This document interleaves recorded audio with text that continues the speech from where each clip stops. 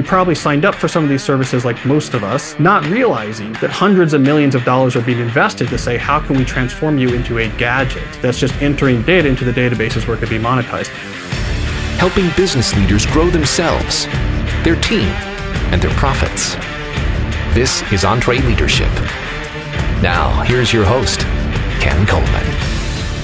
Coming to you from the Music City, this is the broadcast of Leaders, by Leaders, for Leaders. Thank you so much for joining the conversation. Here's what we've got coming up on today's program. A return guest and one of the hottest authors out there. He is Cal Newport. And then we have a great resource for you. And turns out it is one of our most popular resources. Alex Judd will join me in studio to talk about it and give it to you. So let's get to it. Now, Cal Newport is not a new name to this program, and if you're reading books or paying attention to where the hottest books are, certainly in the business and personal growth space and leadership space, you've heard of Cal Newport.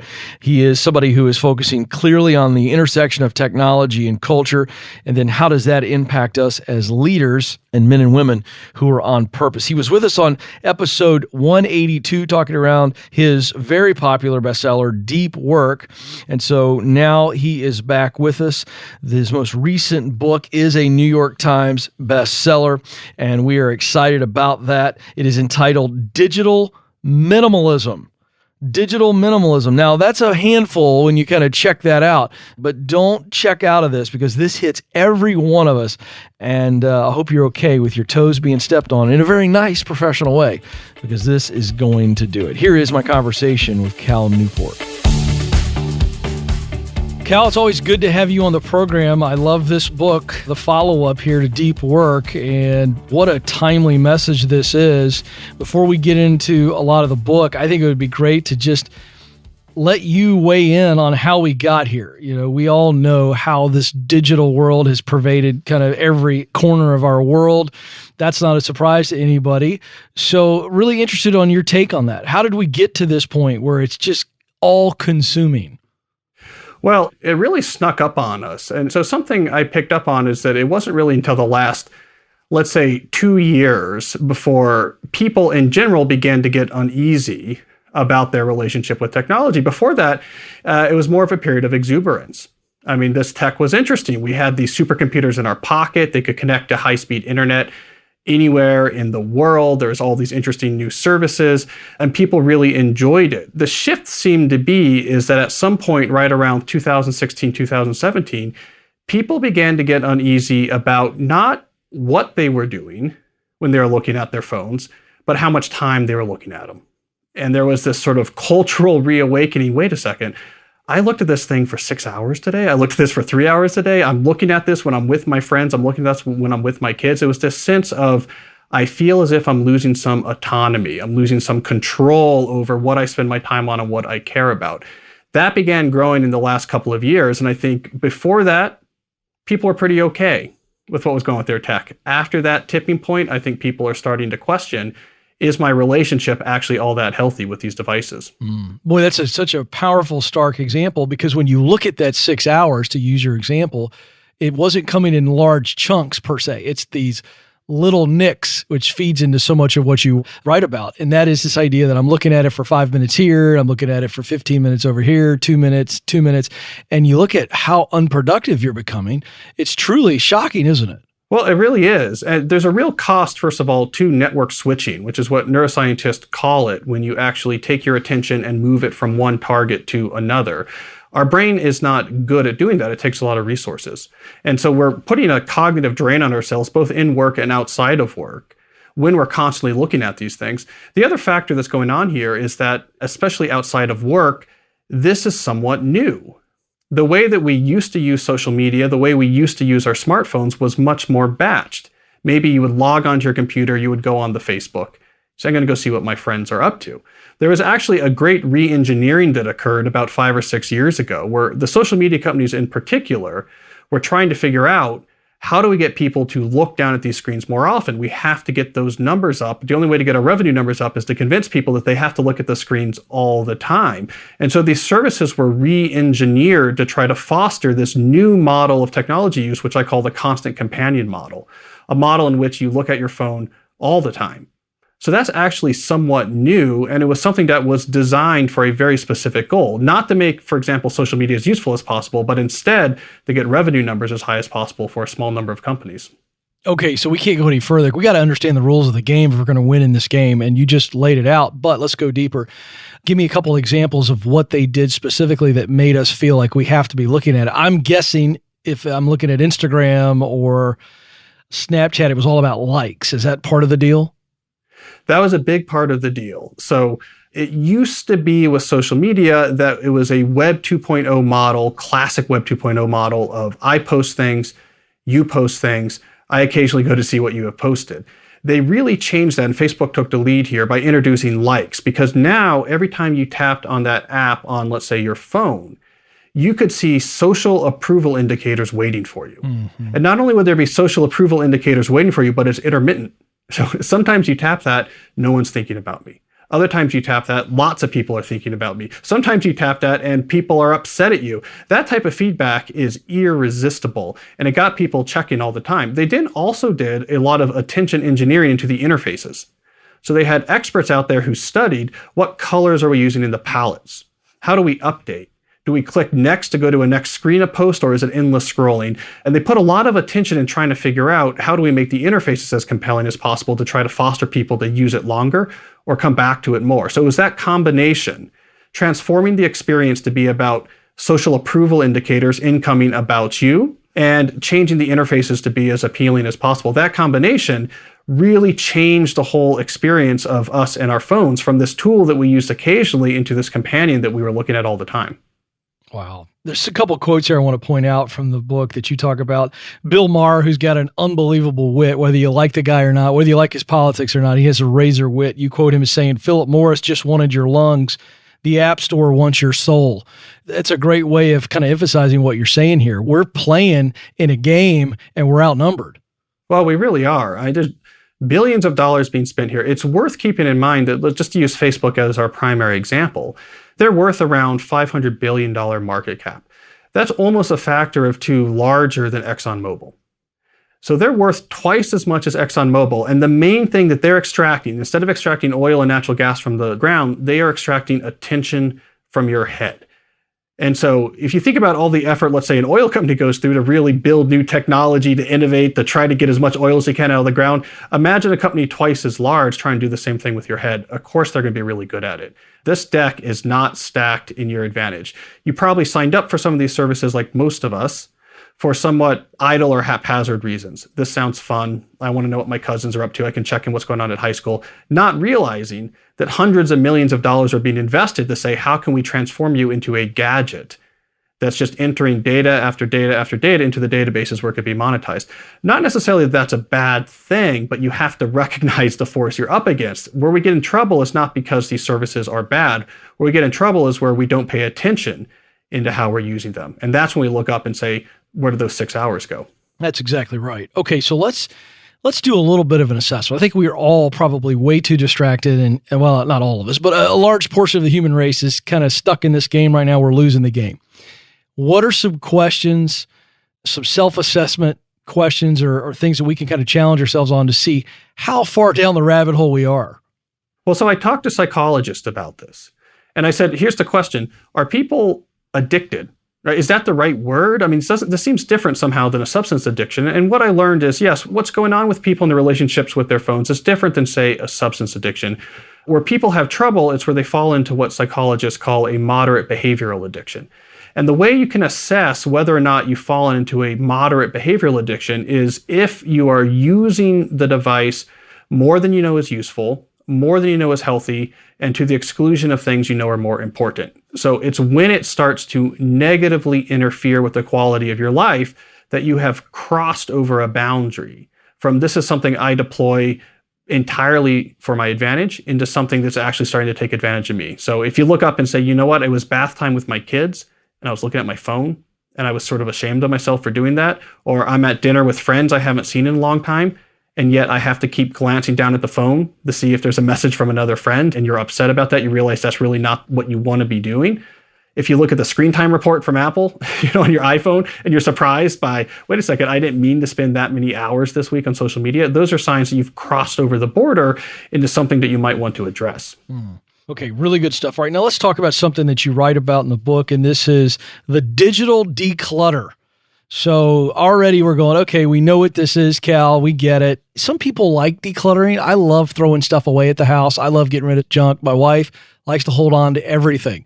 So let's take this into context of some people. This idea of decluttering is not fun. For others, they go, man, this is great. Can't wait. How do we make the digital declutter happen? Well, first, just to motivate the declutter, the underlying motivation is that small changes don't seem to be working with this issue. So just like when you face a closet that has too much stuff in it, just to occasionally take something out or to bring in a new organizer usually doesn't solve the problem. The closet's still really overstuffed. It's the same thing with what's going on in our digital lives. The forces are so powerful that it's very difficult to just tweak, let's say, notifications or to have some sort of rules like, I try to take Friday night off from using my phone. Something more substantial needs to be done. So in the closet analogy, that substantial thing is empty the whole thing out and say, what do I really want to put back in there? And I'm saying we have to do something similar with our digital lives. We essentially have to clear out all of these apps and services that we've haphazardly brought into our life and really say, what do I need to be using this for? And very carefully rebuild that digital life from scratch, but do so this time with a lot more intention. So when I say declutter, that's more or less what I have in mind. It's wiping the slate clean and then rebuilding your digital life, but much more carefully than the first time around. Okay, all right, let's play devil's advocate here. Cal, I get it, but if I'm going to take a certain amount of time, a prolonged time, and completely check out, get off of these services or these sites or whatever it is, I'm going to do something serious. It's a serious cleanup. I'm going to start over. What about my brand? What about my business? I got to do this. I got to do that. And if I disappear on social media, I'm losing my competitive advantage. Something like that. I can hear that thought. Yeah, I mean, and it's a good thought. So what I actually recommend at the broad level is to actually take 30 days. Because I think people actually need some space to get back in touch with what's important and what they really want to spend their time on. So how do you decide what to take the break from in those 30 days? Well, I use the term optional in the book, which I define as meaning things that you can step away from without it causing trouble. So it's sort of a self-referential definition. Now, what about the things that you use occasionally or in some ways very importantly, but a lot of ways that are not? So maybe your business requires you to do some regular posting on Facebook, but you're also spending hours a day idly just looking on there unrelated to your business. In those cases, when you're going through this process, you put up fences. You say, okay, for these 30 days, here's when and how I'm going to do this particular behavior. And so a lot of the people who went through this process as part of the research for my book, when they had, for example, social media overlap their business life, they typically took it off their phone, they kept it just on their desktop computer, and they had a bit of a schedule. At these times, I go on to do these things. And over a 30-day period, you're not missing out on that much. They're still doing most of what they need to do, but they're also getting a sort of vastly different engagement with their device. So a little common sense goes a long way here. You don't have to put the phone in the dumpster or get rid of your microwave, but it's about taking optional technologies, taking a break for 30 days, get back in touch with what really matters. And where something is important, well, you can still keep it, but maybe put up some fences so that its footprint's not so big in your life. Okay, now when we take this time off, let's take your 30-day construct here. What are some positive things we need to be doing when we're kind of taking this sabbatical, if you will, or we're greatly restraining what we have been doing on social or digital? Well, it's exactly the right question because I ran 1,600 people through this process when I was working on the book. And one of the number one factors that differentiated who made substantial, sustainable change and who ended up just going back to their normal habits, the big differentiating factor is what they did during those 30 days. So the group that had a lot of success with sustainable change were very active in those 30 days, doing both reflection and experimentation. So actually reflecting, hey, what's important to me? What am I trying to do with my life, especially with my time outside of work? How do I want to be spending my time? What are the activities I value? And with self-experimentation, actually going out there and trying things, signing up for things, joining things, doing things, and trying to get a sense, what do I actually care about? What do I actually like? Trying to fill in the blanks on the question of what they want to be doing instead of just looking at their phone. Because as it turns out, for a lot of people, the phone became an escape. At first, it's something you looked at during purely idle moments. I'm bored, I'm waiting in line, I get a bit of distraction. That was good. But for a lot of people, it grew beyond that. And it began to push out of their life other types of activities. And this is especially true among young people who have grown up with these phones. It has taken over their leisure life to the point where they don't really have high quality, sustainable, satisfying, life-sustaining type activities, or nearly as much as we might have had in generations past. So to actually get out there and answer the question of what is important, that's the crucial thing to do. And that's why I think you need this 30 days as opposed to just, as you would do with a closet, just take an afternoon and make some changes. Yeah, you mentioned a word there in that answer that I want to kind of segue into the rest of our conversation, or the next part of our conversation, and that was the word reflection. I believe in the power of reflection. I think it's huge. I just don't know how you can be your best if you don't have some type of regular rhythm of reflection. Now, that's just my personal opinion. But in order to do that, you got to be alone. And you write a lot about this. You talk about solitude. This has become this almost extinct, rare function in our lives. This idea of being alone with our thoughts and just alone, period. Let's talk about the power of solitude. But before we do that, and then we'll get into reflection, just the fact that what we're dealing with, why are we so averse, or we're just not putting ourselves in a situation where we can be alone with our thoughts and quiet long enough to actually feel and think something? Well, this is actually really new in the whole history of our species, that we've always had regular bouts of solitude in our daily experience. And solitude, we should be really clear here. People often think about solitude in terms of isolation. Right. Like you really need to be far away from other people. You need to be in a cabin in the woods. But actually the definition of solitude that I care about is one that says you are free from inputs from other minds. Yes. So it's not about where you are in physical space, it's about what your mind is doing. And you can really imagine our mind has two modes. There's one mode where it's, okay, I am processing some input that another human produced. So I'm reading something, I'm talking to someone, I'm listening to something. That's a very particular mode. The other mode is I am observing the world around me and am thinking. And that's solitude. Mm-hmm.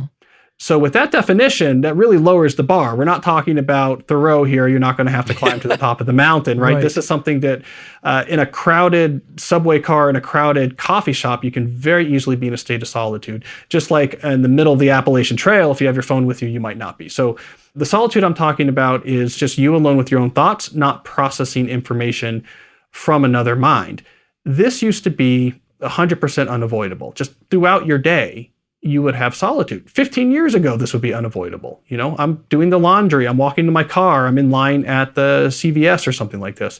But in the last 15 years, we've invested all this money into building these miraculous inventions, this sort of worldwide high-speed wireless internet that can be accessed by this thing in your pocket with huge data farms full of servers trying to pick with great algorithms just a perfect thing to show you to distract you at any moment. And for the first time in human history, we're experimenting with what happens when you get rid of every last moment of solitude. You take every moment of time you have that's free and give yourself some sort of input that was generated from another mind, typically through your phone or through an earbud. That is unprecedented. We've never tried it before. It's very new in the histories of our species, but the evidence seems to be, and this should not be surprising, I guess, for something so fundamental, the results aren't good. It is not good for the human brain to starve it of complete solitude. It was never designed to be used in that way. Okay, so I'm sitting here listening to you, and I was thinking to myself, okay, I want to get into reflection. And then when you said what you said, this idea that you could be in a coffee shop and be in solitude, and I agree with you. I think you're absolutely right. However, for me, the ADHD brain, non-medicated, by the way, for me, silence helps me in that way. But you're absolutely right. So you can sit there, and I went to your coffee shop example, and I started thinking, Cal, I was like, okay, the next time I'm in a coffee shop waiting for an order, how about I not get in my phone? Now I'm talking to myself right now. I'm stepping on my own toes. I keep the phone in the pocket, and I just observe everything in the coffee shop, and I look around. And I'm a guy who hosts a radio show nationally every day, helping people in their career and all that. There's a million things that I could observe that could probably turn into something valuable, maybe not. But if it could happen if I'm just observing. And I got the thought, that's the idea of reflecting. If you think about a mirror, it reflects an image. You know, if you look in the water, clear water, you know, the famous scene from Lion King, you know, he looks in the water.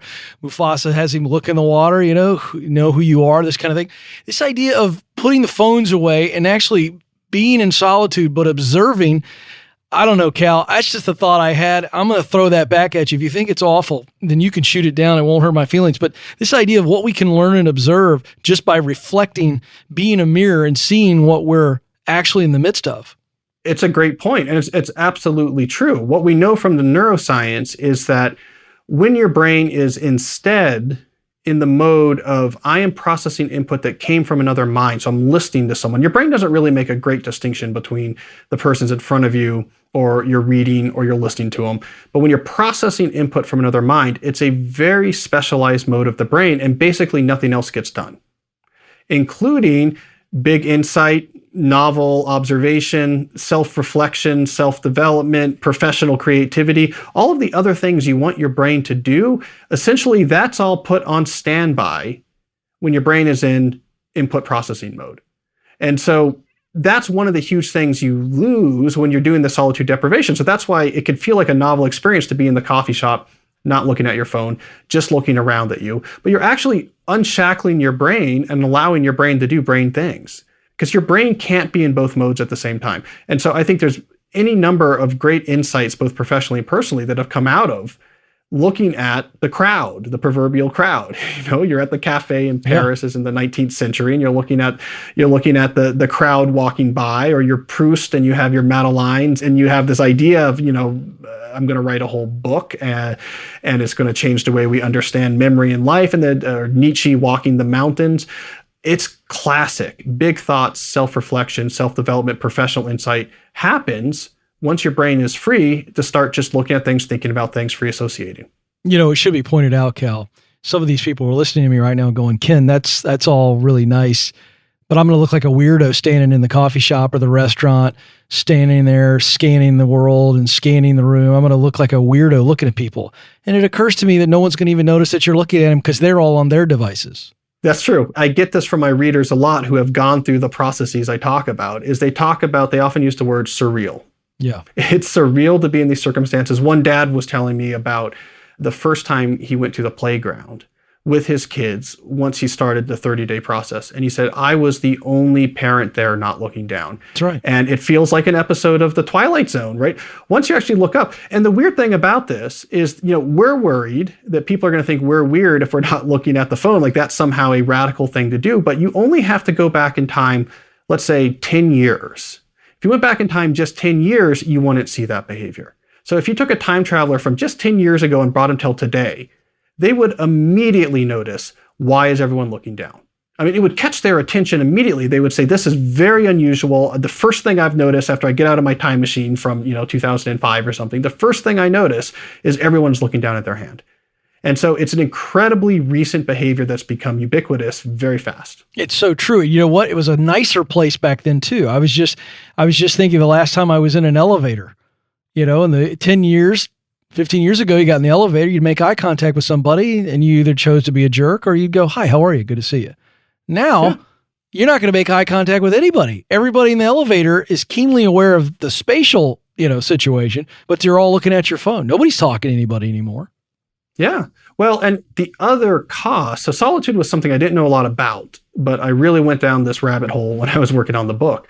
The other cost, so you lose out on these positive opportunities to meet people, have insights, have self-development.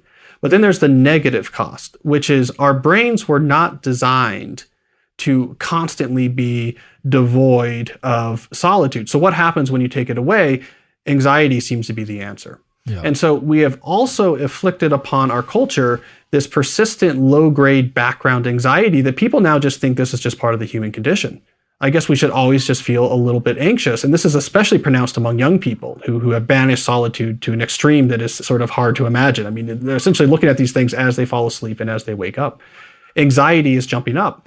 This is actually a neurological artifact. You're taking this brain computer and you're sticking it in input processing mode and you're never giving it a chance to breathe or do maintenance. So it's not natural for the brain. And so the consequence is we feel bad. So we're missing out positively on interesting insights and connections. And on the negative front, we're just making our actual affect worse. The way we feel gets worse, much in the way that if you don't use their muscles, they're going to atrophy. You can't take a brain and starve it of solitude and expect it to function normally or expect yourself to feel normal. Yeah, it's incredible insight, folks. Let me tell you, so if you're a parent right now, you didn't tune in to listen to parenting, but I'm telling you that right there goes both ways.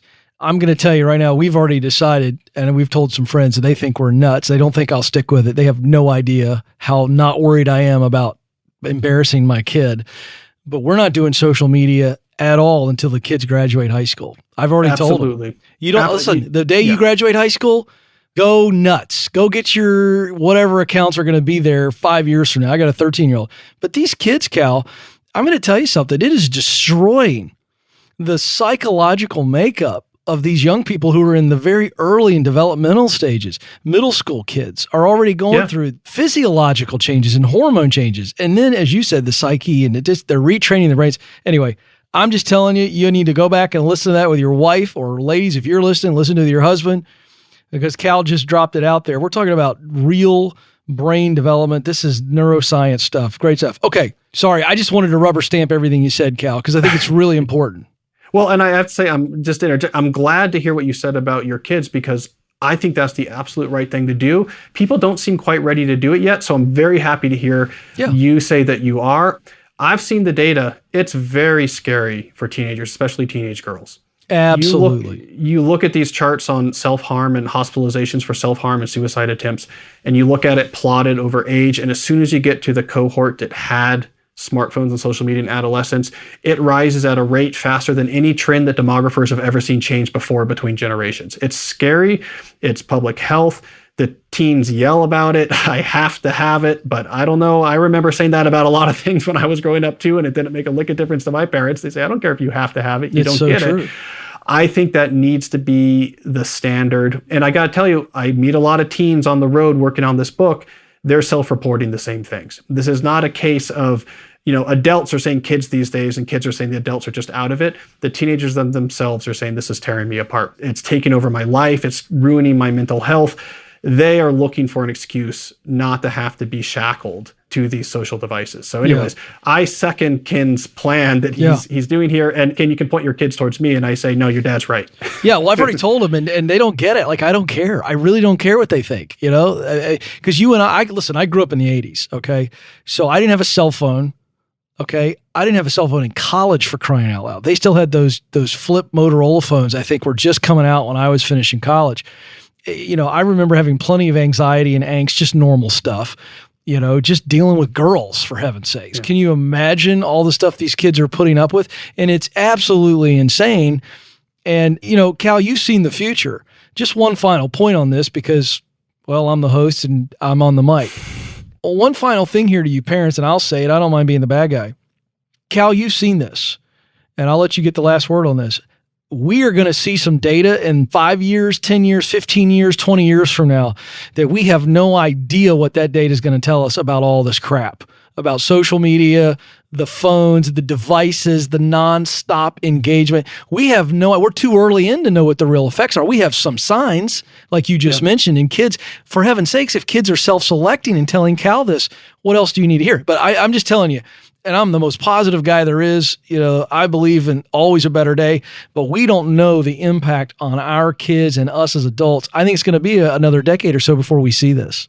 Well, I think within a decade, we're going to see a huge change. I mean, I gave this quote to GQ magazine earlier this year, and it created a bit of a stir, but I sort of stand by it. I said, 10 years from now, we're going to look back at social media and teenagers and think of it as being equivalent to giving a 13-year-old cigarettes. I think you're absolutely right. We're going to get to the point, just with cigarettes and just like with alcohol, we've realized the teenage brain is different than the adult brain. It is much more susceptible to certain things. If you give a cigarette to a 13-year-old, that's a very different proposition than giving it to a 21-year-old. If you give a drink to a 13-year-old, it's going to have a much bigger impact than if you give a drink to a 25-year-old. Absolutely. I think that's where we're going to end up. I think my oldest kid, I have 3, my oldest is 6. My prediction that I've been saying throughout this tour is that by the time this becomes relevant for him, I don't think the type of thing you're talking about is going to be unusual anymore. I think it's going to be the standard. Well, that's good. I hope so. Well, I'm about ready to really be a weirdo, but I'm okay with it. All right. Getting into some tactical things here that'll help us. I love this. Of course, you talk about leaving the phone at home for certain things. Simon Sinek, who's a good friend, been on this program multiple times. He talks about just don't even take it to dinner, all that. I want to move into taking long walks. I'm going to combine these, Cal, and let you teach on them because I got off on a tangent. Taking long walks and writing letters to yourself, otherwise known as maybe journaling. I think these are so good. And again, we're talking about solitude here and the value it brings. Teach us on the virtue of those two disciplines. Well, long walks is something that comes up again and again and again when you study interesting thinkers throughout history. They all seem to deploy the same strategy, which is they walk, and they walk for a long time, and if possible, they walk in nature. And we don't have all of the neuroscience or psychology worked out for why this works, but whatever it is, there's something about the movement, locomotion versus just sitting still, and something about being in nature versus, let's say, being around other people that just opens up pathways in the brain that are otherwise hard to access. And so countless big insights, novel ideas at the large scale, at the personal scale have come out of just walking and being alone with your thoughts. And so I can tell you in the small town where I live, we moved here about a year ago, and I'm already known as the eccentric professor because I walk the same paths through the town. And they'll say, well, I don't understand. I just saw you 20 minutes ago. Are you lost? Because why are you walking by my house again? But it's because I fully embrace this timeless wisdom that walks are important. And then writing to yourself is another way of unlocking the type of self-reflection that is really atrophied in an age in which we're constantly distracting ourselves with inputs from other minds. And so this is something Dwight Eisenhower did a lot of, for example. When he needed to work through complicated issues, especially when he was the Supreme Allied Commander during the invasion of Europe, during World War II, he would write himself letters, because it turns out that writing imposes a structure onto your thoughts that is otherwise hard to maintain if something's just in your head. Because when you write, you're extending your working memory. So you can record ideas, not have to keep it just in your brain, and you can go back to those ideas and reference them again. And you can think much more complicated and nuanced structures when you write things down. And so writing a letter to yourself, it doesn't have to be a letter. I use journals. It's not in letter format, but just writing through your thoughts and trying to record them in a sophisticated prose is a superpower boost to your ability to self-reflect. It allows you to actually construct much more subtle and nuanced insights into issues you care about, be them professional or personal, than if you're just trying to think on your own. All right. Good stuff. Now, before we let you go, I want to focus a little bit on reclaiming leisure. When I first read this, I thought to myself, I hope this doesn't mean we get leisure suits back. For those of you who are old enough to know what a leisure suit is, none of the guys behind the glass here have any idea what I'm talking about, Cal. I'm surrounded by millennials. They don't even know what a leisure suit is. But I think there's something great here, this idea of reclaiming leisure. I'm going to just tee you up real quick, let you teach quickly on each of these. One leisure lesson is prioritize demanding activity over passive consumption. What does that look like? Well, we get great value out of actually going out there and doing things, especially with our hands. And so like the official terminology would be taking an intention from your mind and making it manifest in the world. We're evolved to really crave this. This is the fundamental drive that got us to discover fire and build spears and build buildings. We want to actually go out there and do things, to go out there in the real world and build something or get the ball into the net or hit the fastball or make the music come out of this instrument in the way that we want it to come out of. We're wired for that to be very fulfilling, and it's fundamentally different than just passively consuming information that algorithms have selected to be highly palatable. You got to get out there and do things as opposed to just consuming things if you want to get the full benefits of leisure. Love it. Okay, use your skills to produce valuable things in the physical world.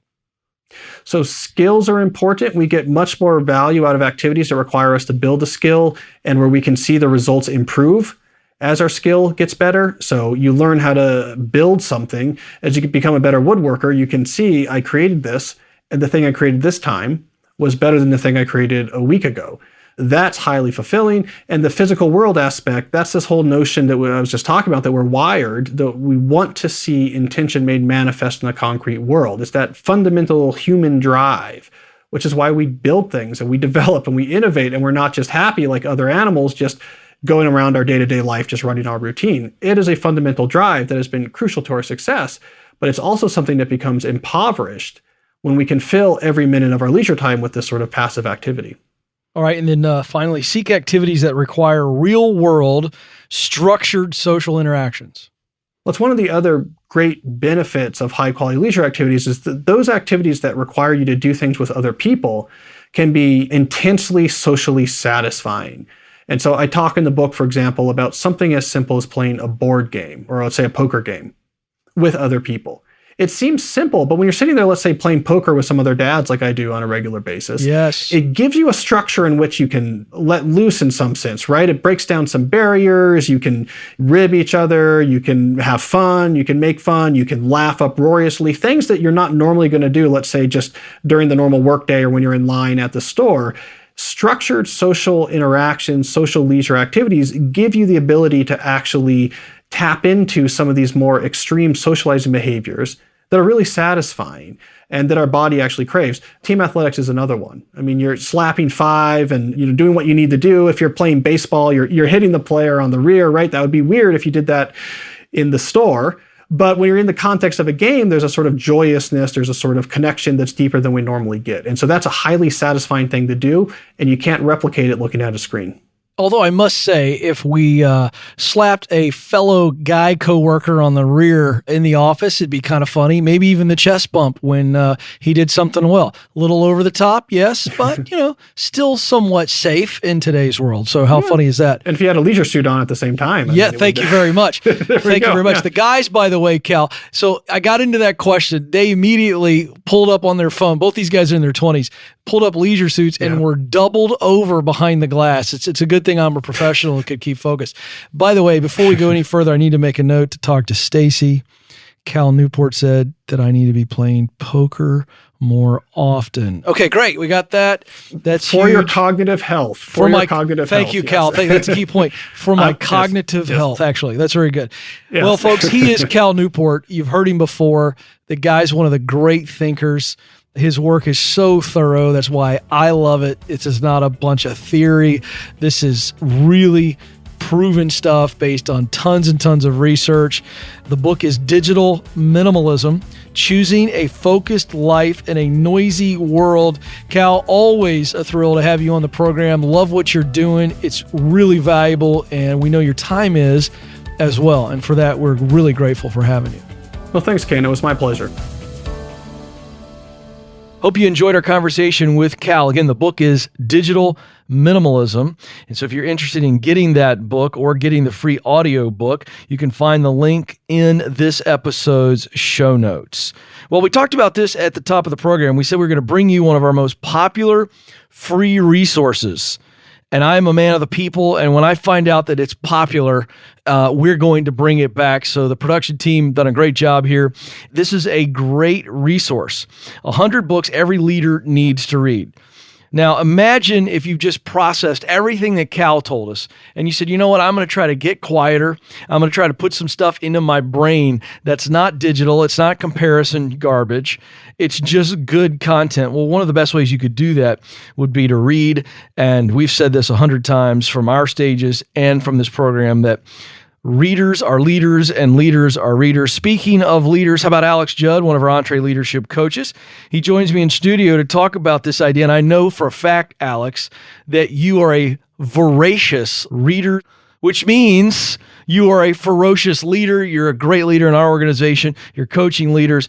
Let's just talk for a moment about the impact of books on your life and your development. Yeah, it's so fascinating for me. And I honestly think this is the case for most highly driven, growth-oriented, leadership-oriented people is we love the idea of reading. We aspire to be readers, but so many of us don't take the time to sit down, buy a book, and actually read. So when we're coaching business leaders around the country, we always walk through the idea that small choices make a big impact. And so we say there's 3 choices you need to make. First, you need to choose a book. Like just choosing the book you're going to read next, that's choice number 1. Then you need to choose someone to hold you accountable. Maybe that's a coach, maybe that's a friend, maybe that's someone in your business, maybe it's a colleague, maybe it's your leader, someone that's going to say, hey, did you read your chapter this morning? And then finally choose a deadline. It's so funny when you choose those 3 things. Choose the book, choose the accountability person, and then choose the deadline. You set yourself up to be a reader, whether you like it or not. And that's what our team did, is they created this list. It's of the 100 books that we think every person that is interested in leadership needs to read. There's everything from biographies to communication, some incredible goals and productivity and culture books. This list is comprehensive. I helped the team create it, and we're so excited to share that with the listeners today. So text 100 books to 33444. Again, 100 books to 33444. That list is going to help you make the choice of the book you're going to read. Then you just need to find some accountability and choose a deadline, and you'll be good to go. All right, good stuff. Now, do you have a favorite out of these 100? Oh, man. The book Shoe Dog,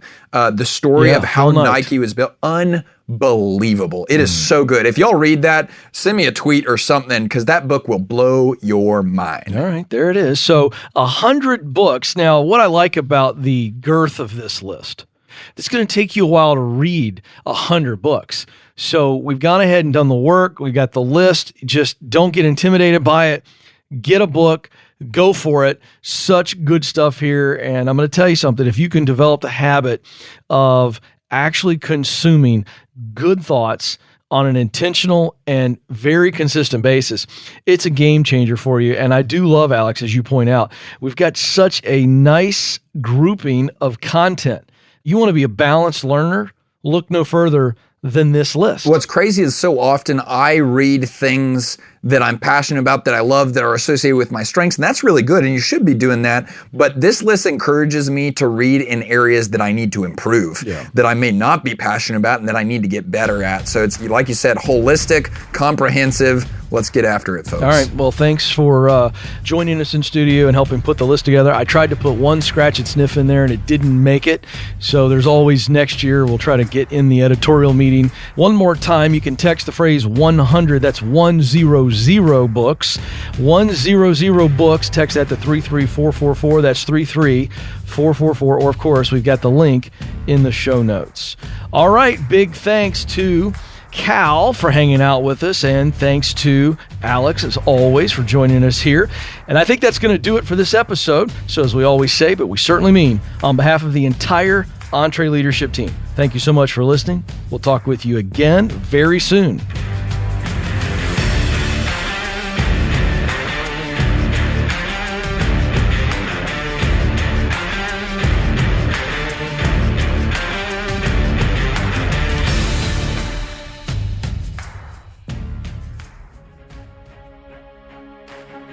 Hey folks, I want to make you aware that we have other great podcasts from Ramsey Solutions. Here's a sample of The Ken Coleman Show. According to a recent Gallup poll, nearly 70% of Americans are disengaged at work. If you dread going into work every Monday morning and you're just trying to make it to the weekend, The Ken Coleman Show is for you. Everyone has a sweet spot. Your sweet spot is at the intersection of your greatest talent and greatest passion. We will help you discover what it is you were born to do, and then we'll help you create a plan to make your dream job a reality. You matter, and you have what it takes. Join the conversation on The Ken Coleman Show. To hear full episodes, just search Ken Coleman in iTunes or go to kencolemanshow.com.